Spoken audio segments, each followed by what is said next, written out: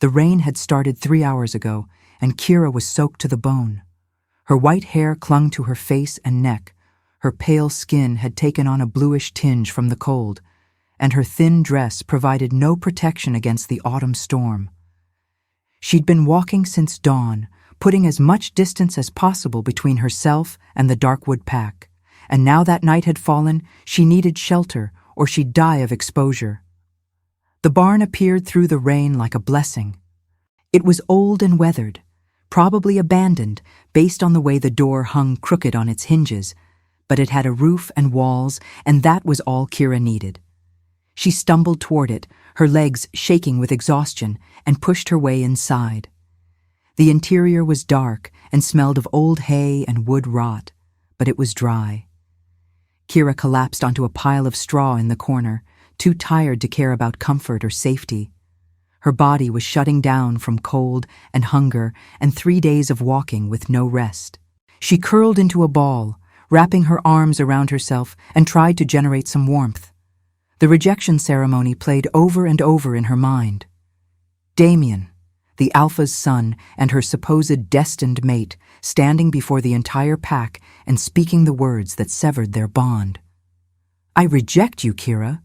You're albino, cursed by the goddess, a blight on our bloodline. I won't be mated to a ghost. You're not worthy to carry my mark or bear my children."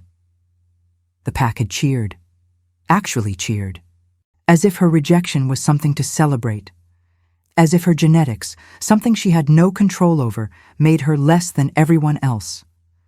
The Alpha had banished her immediately, declaring that an albino Omega had no place in Darkwood, that her presence brought bad luck and would weaken the pack. Kira hadn't argued, hadn't begged, had simply gathered her few belongings and left because what else could she do? She had no family. Her parents had died when she was 8 years old, killed in a hunting accident that everyone whispered wasn't really an accident at all. Her mother, Elena, had been albino like Kira, and her father, Thomas, had been a strong beta who'd loved his unusual mate fiercely. They'd been on an authorized hunt with other pack members when a tragic mistake occurred. Someone's arrow had hit her mother. Her father had tried to protect her, and he'd been shot too. Both dead before help could arrive. The pack had called it a terrible accident, but Kira had been old enough to understand the looks, the whispers, the way people avoided discussing it. Her parents had been murdered because her mother was different. And then Kira, their albino daughter, had been raised by the pack out of obligation rather than love. She'd been fed, clothed, and sheltered, but never wanted, never loved. People avoided her, treated her like bad luck, blamed her when things went wrong, even when she had nothing to do with it. And now, after Damien's public rejection, she was alone. Going to die alone in an abandoned barn. And maybe that was what she deserved. Maybe the pack was right.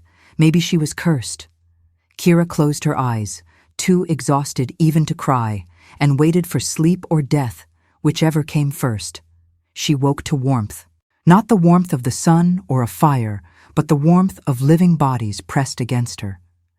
Kira's eyes flew open, her heart racing, and she found herself staring into the face of a wolf. It was massive, with dark brown fur and amber eyes that watched her with gentle curiosity. It was lying directly in front of her, close enough that she could feel its breath on her face, and it was radiating heat like a furnace. And it wasn't alone. Kira slowly lifted her head and looked around. She was surrounded by wolves. 10 of them, all enormous, all lying in a circle around her like they were guarding something precious.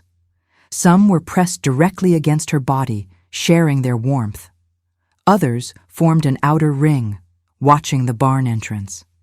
They'd arranged themselves around her like a nest, like she was something that needed to be protected and kept warm.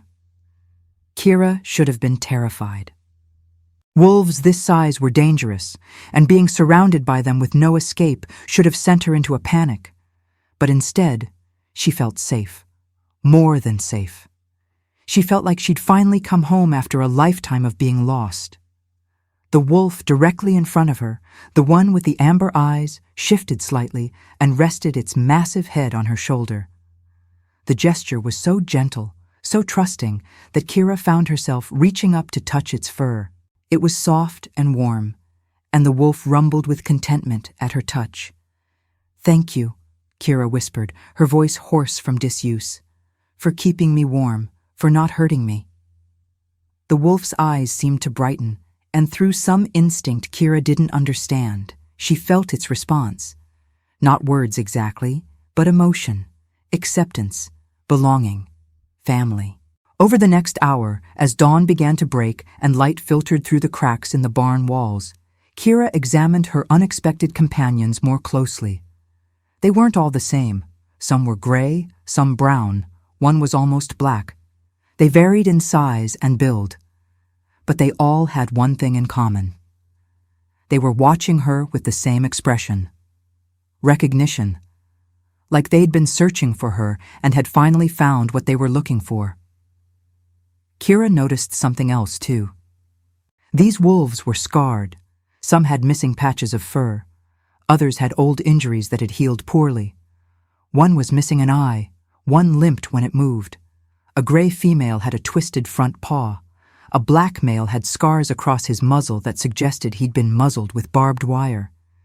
They weren't the perfect, powerful wolves of a healthy pack. They were damaged, broken, just like her. "Are you outcasts too?" she asked softly, addressing the amber-eyed wolf, who still had its head on her shoulder. "Is that why you found me?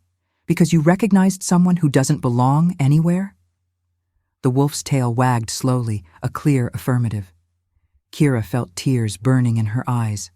These wolves, these beautiful damaged creatures, had found her in the night and chosen to protect her. They didn't care that she was albino. They didn't care that she'd been rejected and banished. They'd simply seen someone who needed help and had given it freely. "Can I stay with you?" Kira whispered. "Just for a while, until I figure out where to go." The amber-eyed wolf lifted its head and licked her face, a clear answer. "Yes, stay. Your pack now." The days that followed were the strangest and most wonderful of Kira's life. She stayed in the barn with her wolves, and they taught her how to survive. They brought her food, fresh kills from the forest that they laid at her feet like offerings. They showed her where to find clean water. They kept her warm at night and guarded her during the day. And slowly, Kira began to understand what was happening. These wolves weren't just random strays who'd found her by accident. They were bonded to her. She could feel their emotions, sense their locations even when they were out of sight, communicate with them through thoughts and feelings rather than words. It wasn't the same as a pack bond between shifters. It was something else, something deeper and more instinctive. Kira had heard legends of wolves with special gifts, moon singers who could affect reality with their voice, wolf speakers who could communicate with wild wolves. But there was another gift, rarer even than those. The pack heart. Someone who could create true bonds of family with wolves who'd been rejected, abandoned, or orphaned. Someone who could heal emotional wounds and give damaged wolves a reason to trust again. Kira had always thought she was broken, defective, cursed. But what if she wasn't broken at all? What if her albinism wasn't a curse but a mark? A sign of the gift she carried? The pack heart was said to be marked by unusual appearance, by someone who stood apart from normal wolves because they were meant to gather those who didn't fit anywhere else. She wasn't cursed. She was blessed. And these 10 wolves, each one rejected or damaged or alone, had found her because they needed her just as much as she needed them. Over the following days, she learned their stories through images and emotions. The amber-eyed wolf she named Guardian. He'd been the alpha of a small pack before rogues attacked, killing everyone he loved. He'd barely escaped with his life, and the trauma had left him unable to shift back to human form, even though she could sense he was a shifter, not a true wolf. The gray female with the twisted paw she called Silver. She'd been born with the deformity and abandoned by her pack as a pup. She'd survived alone for years, learning to hunt despite her disability, but the loneliness had been eating her alive. The black male with the scarred muzzle became Shadow. He'd been used in illegal fighting rings, muzzled with barbed wire between fights, beaten and starved. He'd escaped, but was so traumatized he flinched at loud noises and avoided human contact. There was Ember, a rust-colored female who'd lost her pups to a pack that didn't want mixed-blood cubs. She'd been carrying the pups of a wild wolf, and when they were born, the pack had taken them away and killed them. She'd been expelled for her shameful behavior. Ash was a white wolf with ice-blue eyes who'd been rejected for being too small. He'd never been strong enough to earn respect in his birth pack, and they'd eventually driven him out to make room for stronger wolves. Frost was an elderly silver wolf who'd been abandoned when he got too old to hunt effectively. His pack had left him behind during a migration, and he'd been struggling to survive alone until Guardian had found him. River was a sleek, gray female who'd been accused of bringing bad luck after her mate died in a hunting accident. The pack had blamed her, and she'd left before they could banish her formally. Thorn was a brown male covered in old scars who'd been tortured by humans who'd captured him. He'd escaped, but was left with a deep mistrust of anyone except other damaged wolves. Storm was a large gray wolf who'd gone feral after losing his entire family to a disease. Guardian had helped him find his way back to sanity, but he was still skittish around shifters. And finally, there was Dawn, a young golden wolf who'd been born during a blood moon and declared cursed by her pack's superstitious Alpha. She'd been driven out at barely a year old, too young to survive alone, and would have died if Guardian hadn't found her. 10 wolves, 10 stories of rejection and pain, 10 souls that had found each other and formed a pack of the broken, the unwanted, the lost. And now they'd found Kira, their pack heart, the one who could bind them together into a true family. It was on the 7th day, when Kira was sitting in the barn entrance watching her wolves play in the morning sun, that the visitors arrived. She felt them before she saw them, a disturbance in the peaceful routine her pack had established. The wolves immediately stopped playing and formed a protective line in front of her, growling low in their throats. 3 men emerged from the tree line, shifters based on the power radiating from them. The one in the center was clearly an alpha, tall and commanding with silver streaking his dark hair. The 2 flanking him were betas, younger but no less dangerous. The alpha stopped a respectful distance away, raising his hands in a peaceful gesture. "We mean no harm," he called out. "We're from the Iron Ridge pack. I'm Alpha Marcus. We've been tracking these wolves for weeks. They escaped from a facility that was holding them for illegal fighting rings. We've been trying to find them and bring them to a sanctuary where they can be rehabilitated." Kira stood slowly, her wolves pressing closer to her legs. "They don't need to be recaptured. They're with me now. They're my pack." Alpha Marcus's eyes widened as he took in her appearance. Her white hair, her pale eyes, the way the wolves were protecting her. Recognition dawned on his face, followed by something like awe. "You're a pack heart," he breathed. "I've read about your kind, but never thought I'd meet one.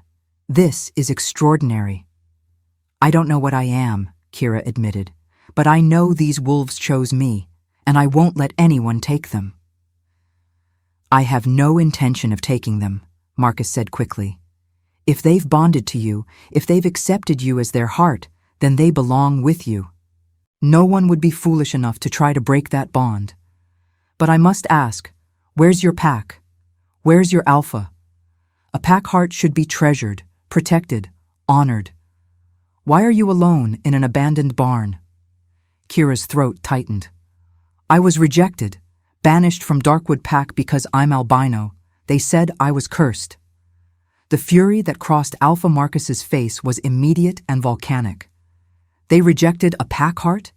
They banished one of the rarest gifts the goddess can bestow? What pack of fools would be so blind? "They didn't know what I was," Kira said. "I didn't know what I was. My gift only awakened after I was alone, after I had nowhere else to go." One of the betas, a man with kind brown eyes and sandy hair, spoke up. That's how pack heart gifts work, he said gently. I'm Finn, by the way, Marcus's beta. I've studied rare gifts. Pack heart abilities only manifest when the bearer is in genuine need and encounters damaged souls who need them equally. It's a gift that requires mutual necessity to activate. The other beta, darker-haired with sharp green eyes, nodded. I'm Cole, and what Finn's saying is true. You couldn't have awakened this gift while you were still in a pack, even a pack that treated you poorly. The gift only emerges when you're truly alone and encounter others who are equally lost. Marcus shook his head, clearly disgusted. Darkwood has always been backwards, but this is unforgivable. Tell me, Kira, do you have anywhere to go? Anyone to take you in? No, she admitted, just my wolves. Then come to Iron Ridge, Marcus said immediately. You and your pack, all of you. We have space, resources, and most importantly, respect for gifts like yours. You'd be honored among us, given a home, protected, and your wolves would have access to proper medical care, good food, and safety. You'd all be family. Kira wanted to accept immediately. The offer was generous, more than she could have hoped for. But she'd learned the hard way that offers that seemed too good to be true usually were. Why? She asked. Why would you do this for someone you just met? Marcus smiled, and it was genuine. Because pack hearts are precious beyond measure.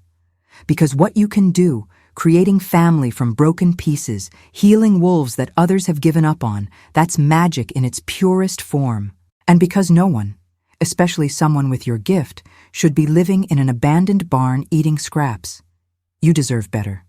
Let me give it to you. Finn stepped forward, his expression earnest. I lost my sister 5 years ago. She was different too, had visions that scared people. Our old pack drove her out, and she died alone in the wilderness before we could find her. When Marcus became Alph, one of the first things he did was establish Iron Ridge as a sanctuary for wolves with rare gifts. We won't let what happened to my sister happen to anyone else. Cole nodded in agreement. My mate was rejected by his birth pack for being too weak. He found sanctuary with us. Marcus's policies saved his life. We're not just talking empty words. Iron Ridge really is different. Kira looked at her wolves, seeking their opinion. Guardian met her gaze steadily. Through their bond, she felt his assessment, trust, safety, home. The others echoed the sentiment. They could sense Marcus's intentions, and they believed him.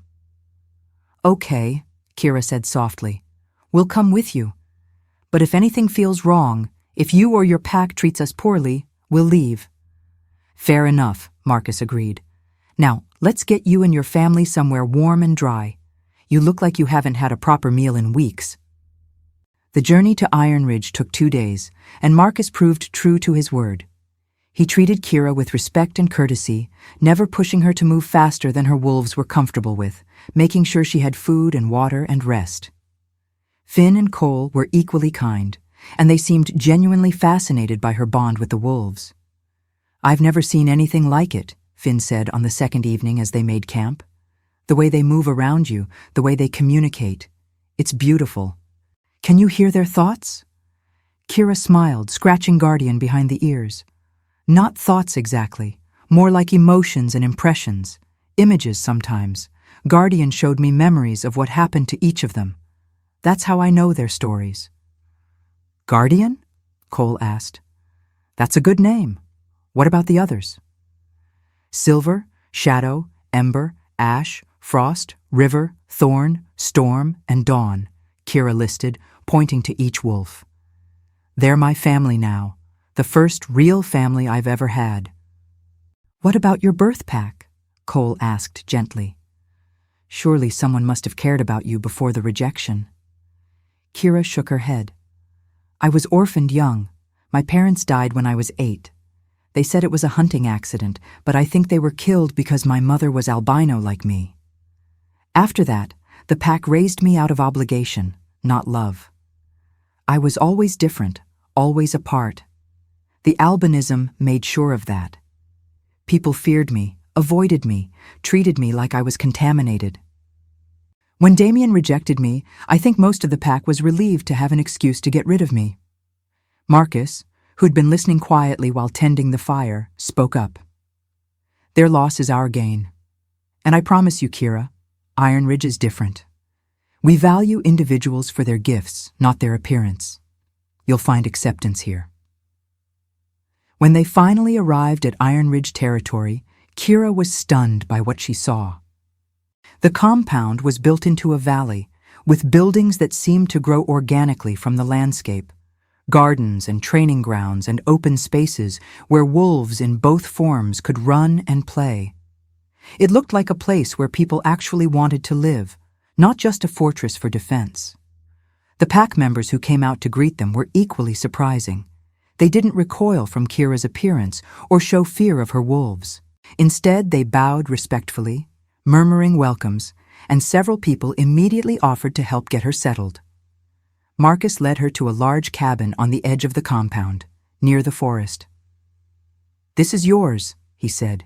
"It's meant for families, so there's plenty of space for you and your wolves. The forest is close by, so they can hunt if they want, and the pack will provide whatever else you need." Kira stepped inside and felt tears prick her eyes. It was beautiful, spacious and warm and comfortable, with a fireplace and soft furniture and windows that let in natural light. It was more than a shelter. It was a home.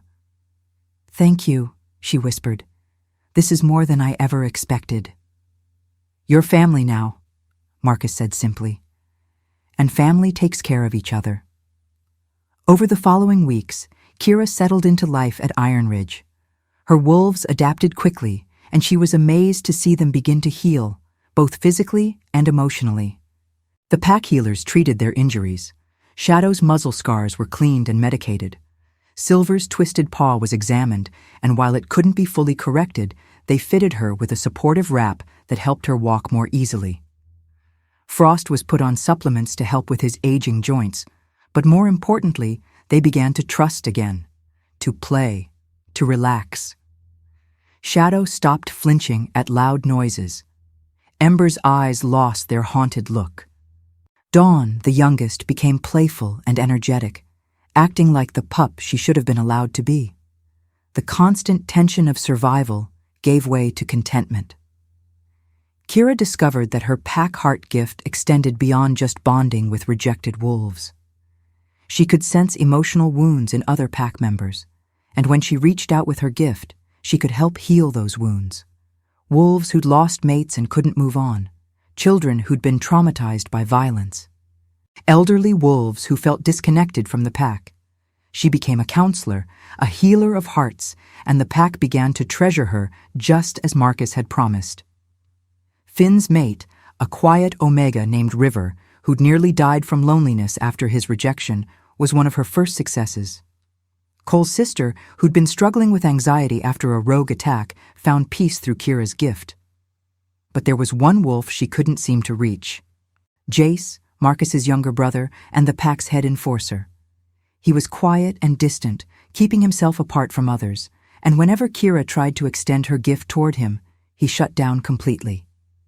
It frustrated her because she could sense his pain, could feel the enormous weight of whatever trauma he carried, but he wouldn't let her help. She asked Marcus about him one evening. "Jace lost his mate 3 years ago," Marcus said quietly. "Her name was Claire. They were happy, planning to have pups.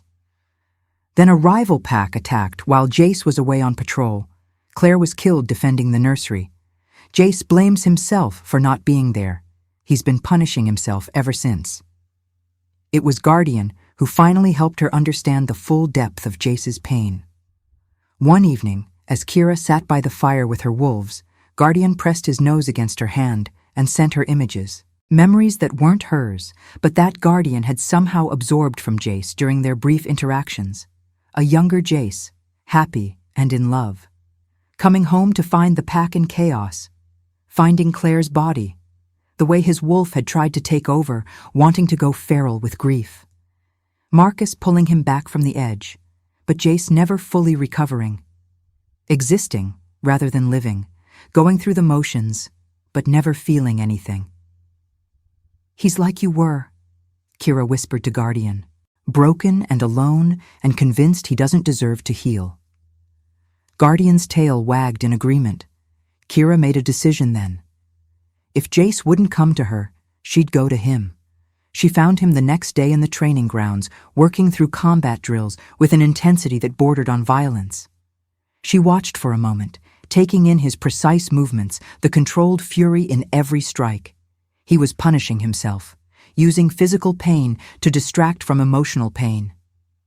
She understood that strategy better than most. "Jace," she called out, "can we talk?" He stopped mid-swing and turned to face her, his expression carefully neutral. "About what?" "About the fact that you're hurting and you won't let anyone help you." His jaw tightened.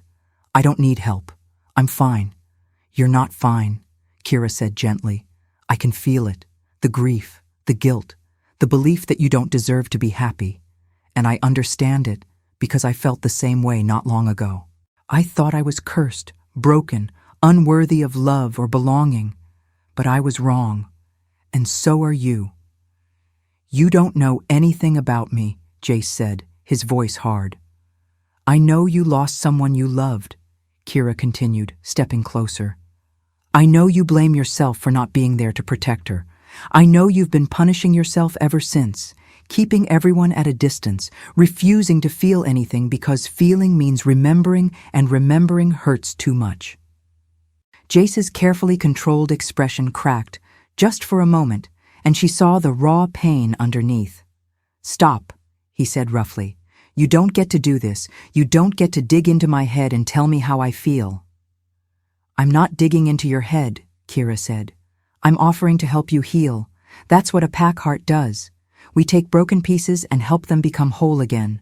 But I can't do it unless you let me." "Why?" Jace demanded. "Why do you care? You barely know me." "Because you're pack," Kira said simply. "Because you're in pain and I can help. Because no one should have to carry that kind of weight alone. And because—" She hesitated, then decided to be honest. "Because when I look at you, I see someone worth saving. Someone who deserves to be happy. Someone who's been strong for everyone else for so long that he's forgotten how to be strong for himself." Jace stared at her for a long moment, and she watched the internal battle play out on his face. The desire to accept help warring with the belief that he didn't deserve it. Finally, slowly, his shoulders sagged. "I don't know how to let go," he admitted quietly. "I don't know how to stop seeing her face every time I close my eyes. I don't know how to forgive myself for not being there." "Then let me show you," Kira said, holding out her hand. "Trust me, just for a moment. Let me in." Jace looked at her hand like it was a lifeline and a trap all at once. Then, with visible effort, he reached out and took it. The connection was immediate and overwhelming. Kira felt his pain flood through her, enormous and suffocating, years of accumulated grief and guilt and self-hatred. It was worse than anything she'd encountered before, and for a moment she almost pulled back, almost let go because it was too much. But then she remembered her wolves, remembered how they'd been just as damaged, just as broken, and how her gift had helped them heal. She could do this. She could help Jace too. Kira closed her eyes and began to work, not pulling the pain away because that wouldn't truly heal him, but helping him process it, organize it, understand it, showing him that grief wasn't weakness, that loving someone and losing them didn't make him broken, that his mate wouldn't want him to suffer forever, that healing didn't mean forgetting, that he was allowed to be happy again without dishonoring her memory. She worked for what felt like hours, but was probably only minutes, and gradually she felt Jace's grip on her hand loosen. The crushing weight of his pain began to lift, not disappearing, but becoming manageable, bearable, something he could carry without it destroying him. When Kira finally opened her eyes, she found Jace staring at her with wonder. "What did you do?" he breathed. "I helped you see what was already there," Kira said, the strength to move forward, the permission to heal, the understanding that you're not betraying her by choosing to live fully again. Jace's eyes were wet with tears. He probably hadn't allowed himself to cry in years. "Thank you," he whispered. "I didn't think I could ever feel anything but pain again. But now I think maybe I can." Kira smiled. "You can, and you will. It takes time, and there'll be hard days, but you don't have to face them alone anymore." Something shifted in Jace's expression then. He was looking at her differently, with an intensity that made her heart race. "Kira," he said slowly, "when you touched me, when you helped me, did you feel anything else? Anything beyond the healing?" Kira's breath caught because, yes, she'd felt something else. A pull, a recognition, a sense of rightness that went beyond the pack-heart bond. I think so, but I don't understand what it means." "I do," Jace said, and there was certainty in his voice now. "It's the mate bond. You're my second chance, Kira. The goddess's way of telling me that it's okay to love again, that I'm allowed to be happy. And if you'll have me, if you'll let me prove that I can be worthy of you, I'd like to try." Kira's heart was pounding so hard she thought it might burst from her chest. A mate, a true mate who saw her gift as beautiful rather than frightening, who understood pain and healing, who'd been broken and was choosing to be whole again. It was everything she'd never dared to hope for. "Yes," she whispered. "Yes, I'll have you. I'll give this a chance. I'll give us a chance." Jace pulled her into his arms and kissed her, and it was nothing like she'd imagined a kiss would be. It was desperate and grateful and full of promise. When they finally broke apart, both breathing hard, he rested his forehead against hers. "I was dead inside," he said quietly, "going through the motions but not really living. And then you came along with your white hair and your damaged wolves and your enormous heart, and you made me want to live again. You saved me, Kira, just like you saved your pack." "We saved each other," Kira corrected. "That's what family does." The mating ceremony was held 2 months later with the entire Iron Ridge pack in attendance. Kira wore a dress of silver and white with flowers woven into her hair, and her 10 wolves stood in a place of honor, witnesses to the union of their heart and her mate. Guardian stood closest, his amber eyes bright with approval. Silver sat beside him, her twisted paw carefully positioned. Shadow, no longer flinching at the crowd, held his head high. When Jace marked her neck, claiming her before the pack, her wolves howled in celebration, a sound of pure joy that echoed through the valley. Even Storm, who'd been feral, joined in with a voice that spoke of healing and hope. Marcus, officiating the ceremony, smiled broadly as he announced them as mates. "Today, we celebrate not just a union between 2 individuals, but the healing that love can bring. Kira, you came to us broken and alone, with nothing but your gift and your courage. You've given us so much, helped so many, and built a family from pieces no one else wanted. Jace, you've found your way back from darkness because of her light. Together, you're stronger than you ever were apart. May the goddess bless this union and all the healing it represents." As the pack celebrated, as Kira danced with Jace under the full moon, her wolves resting contentedly nearby, she thought about how far she'd come. From the rejected albino Omega hiding in a barn to the Luna of Iron Ridge pack, honored and loved and treasured. From believing she was cursed to understanding she was blessed. From alone to surrounded by family. She'd found shelter in a barn, and by morning 10 wolves had slept around her like a nest. They'd kept her warm, kept her safe, and led her to the place where she truly belonged. Not despite her differences, but because of them. Not in spite of being a pack-heart, but because of it. Years later, when young wolves would come to her seeking guidance, feeling broken or different or alone, Kira would take their hands and tell them her story. How she'd been rejected for being albino, how she'd nearly died alone, how she'd found family in the most unexpected place. She'd introduced them to Guardian, who'd recovered enough to shift back to human form and now served as head of security for rejected wolves seeking sanctuary. To Silver, who'd become a tracker despite her disability, proving that different didn't mean less. To Shadow, who worked with traumatized rescue wolves, his own scars a testament to survival. And she'd tell them that being different wasn't a curse. That gifts often came wrapped in packages that others didn't understand. That the wolves who rejected you were making room for the pack that would accept you. And that sometimes the greatest strength came not from being perfect, but from being perfectly yourself. Your brokenness isn't a flaw, she'd tell them, echoing the lesson she'd learned herself. It's a map to finding others who understand. It's a gift that lets you help those who hurt the way you hurt. The pack heart gift didn't make me special. It made me useful to those who needed me. And in helping them, I found the family I'd been missing all along. If you enjoyed this story, please subscribe to the channel for more werewolf romance tales, alpha kings, rejected mates, and powerful omega stories. Hit the notification bell so you never miss an upload. Leave a comment below telling me what you thought of Kira and Jace's story and what kind of werewolf stories you'd like to see next.